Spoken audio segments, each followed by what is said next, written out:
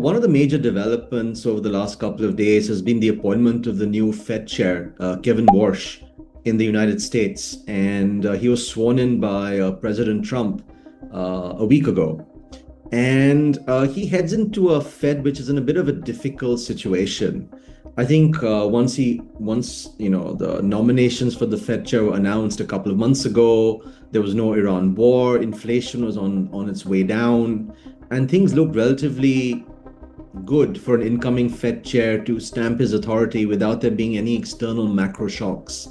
That entire narrative has sort of flipped its head ever since the US-Iran war started back in towards the end of Feb.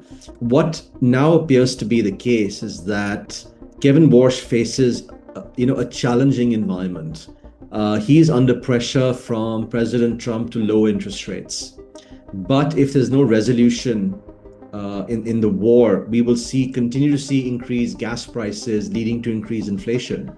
So what does the Fed chair do? Does he increase interest rates, potentially angering the president, and not only that, potentially negatively impacting economic growth? Or does he focus on lowering the cost of goods and focusing on inflation? It's a very tough balancing act. And there are two schools of thought around this. And I myself have not made up my mind as to which one I agree with. I think elements of both could be true. First of all, there's the fact that oil in our economy isn't as important today as it was 10 or 15 years ago. With the rise of electric vehicles and other sources of renewable energy, you could argue that while oil is still important, it isn't the be all and end all of the global economy.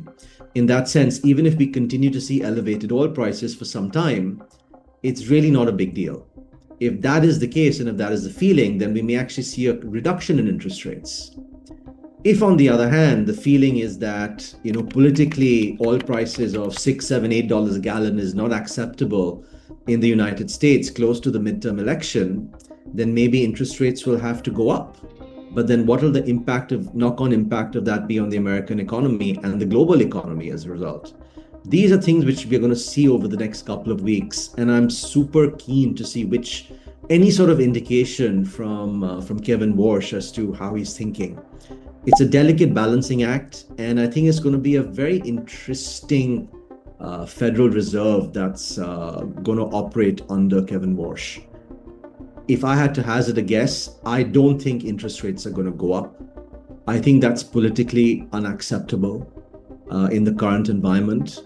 But will we see an immediate cut in interest rates? I don't think so either. Maybe we'll hold them for a little while. And I wouldn't be surprised if, the war ends, there's a reasonable conclusion that makes everyone happy, oil prices start going down, inflation starts coming down again. We could potentially see rate cuts towards the end of the year and keeping the AI economy chugging along. So we'll have to wait and see as to what happens.